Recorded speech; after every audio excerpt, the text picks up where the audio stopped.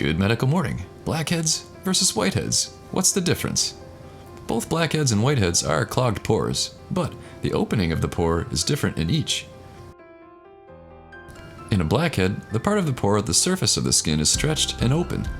The black color is dead skin cells, bacteria, and oil stuck down in the pore. Ugh. Because the top part of the pore is open, the scientific term for a blackhead is an open comedone.